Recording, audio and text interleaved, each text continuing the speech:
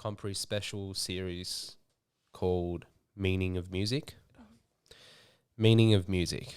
And Thea Martin, welcome today. Thank you. You are the first guest of this series. Thanks for having me. You are a teaching artist, violinist, living on Ghana land, Adelaide.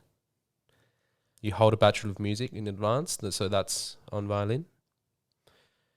Majoring Music Education and Pedagogy, also from Elder Conservatorium. And you're recently involved in a project called Nest. Mm-hmm. One word? The Nest, I reckon, with the. The Nest. And that's part of a big umbrella, an organisation called Connecting the Dots with Music. Yep. Connecting the dots in music, yeah. How did you get yourself into music, first of all? Mm-hmm. And what has led your journey into that Sure. trajectory? Yeah. I started playing violin when I was pretty young. I was 4. The story is that I saw it on Play School when I was 3. Solid. And asked my mum. Well done, and Play Dad. School. Yeah, I know. Music education. And I asked my parents for about a year, and they let me start playing when I was 4 and just took to it. You were 4. Yeah, so Very young. very young. Very young. And then had your, I guess, somewhat standard music education experience for anyone who plays an orchestral instrument or a classical instrument, and had my individual lessons. I grew up doing Suzuki, so I had my group lessons and Suzuki concerts, and I switched over to AMEB and played in my school orchestras, and then started with Adelaide Youth Strings when I was in about year 5 or 6, I would say, and did some other ensembles like Primary School Music Festival. And I think that's where I met the first educator who really, flicked something on in my brain, which is Martin Butler, who's an ASO, and takes Adelaide Youth Strings, and just his energy and the variety of repertoire that we looked at. It was something that really stayed with me, and I think was a real initial influence for wanting to go into education. Then I continued through, did Adelaide Youth Orchestras for as long as up until year 12. But a lot of the work that I do now, I would say, was very much inspired by some experiences I had when I was around 14. An educator from the UK came over, Paul Rissman, who does a lot of these collaborative composition workshops and creative music workshops for kids and for young people. It was a completely different way of thinking about music. I hadn't really ever considered myself a creative person up until that point, which is a interesting thing in and of itself. You were opened up. Yeah, absolutely. And just that way of thinking about music and about collaborating with others was something that has very much led me to the kind of work I'm doing now. That's awesome. As a It is. pianist, I think that's, compared to my journey, very different. Yeah, I imagine much more solitary. Yeah, much more solitary. Perhaps only 2 or 3 years ago, I started, maybe tried to be comfortable with playing with others, but I always had a particular distance in that. Therefore, that sense of greater purpose of what music can be, that came significantly later than 14 years old. Yeah. I think you had a realization you wanted to pass on what you've received in that particular moment or in that period of time when you were 14 years old. Yeah, definitely. That's a very noble thing. And you were always thinking about that throughout your way?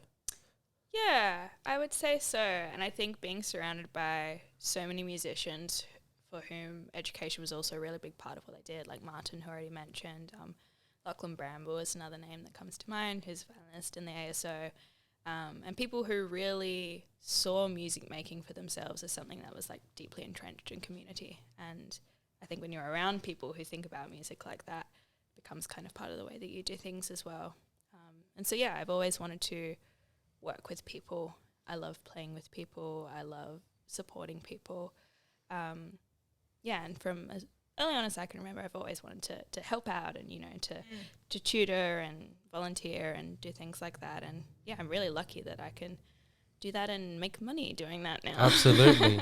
Love what you do. Yeah, it's great. You do what you love. That's the perfect picture, being a musician. And what I was going to say also is that do you see yourself as a musician without the instrument? I would probably say I see myself as an artist without the instrument. Yeah, I would. Yeah, I use the word. At least for myself on bios and stuff, I tend to put musician more just because people are more comfortable with that. It tells people the medium that I work in. But yeah, artistry is something that I really take into a lot of things that I do. And I found myself doing more music education work where I'm not with my instrument, which is not really where I thought I would end up being, kind of thought, even though I had all these education experiences that kind of pointed me in that direction, I still, to an extent, thought my progression would be learn violin, go to university, try out for orchestras. And that was kind of the trajectory. So I always imagined that I'd end up being with my violin a lot more. Yeah. But no, I definitely see myself still as having the things that I hold dearest about artistry, even when I'm not with my instrument. Like education to me feels like art making, which is absolutely nice. Yeah, sure. Yeah, absolutely. And your instrument is always your vessel, your tool. For a big part of, typically for pianists, big part of our journey is to learn how not to be controlled by this big boat. And then from one moment it starts to serve you, and then you start to realize more about yourself. So this idea of being a musician or being a creative human, even without your instrument, from one point becomes more actualized. That's why projects like this happen. We all connect through music, essentially art, philosophy. I had a very interesting thought, but forgot about it straight away. Oh no. This happens to the best thoughts. Yeah, talking about taking your instrument as one tool to express yourself, and next step would be serving society and realizing more of your abilities that you didn't find before. Yeah, absolutely. You're also a writer Yeah. as well. Yeah. What sort of writing do you do? I do a couple different things. I've done writing in a variety of ways over the last few years. I used to do a bit of pretty traditional music journalism. Yeah. But not so much in the That's interesting. classical art music world, more with the band scene. Interesting. Which was fun for a couple of years, and then I realised I didn't really like music journalism, or at least the way that it currently operates. But now I kind of self-publish my own little articles around education to share, make that information accessible. So much of education is behind paywalls, and I try to just put as much as I can out there for free in the hopes that it connects with someone. But then I also write scores, which I guess you could also use the word composition for. But most of the scores I write are in text, which is experimental notation.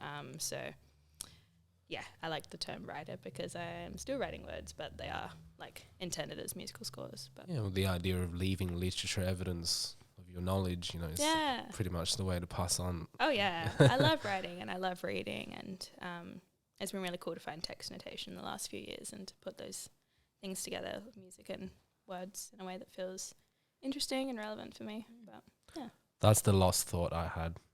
I was going to ask you about writing. That was that little thought that escaped my brain. How did you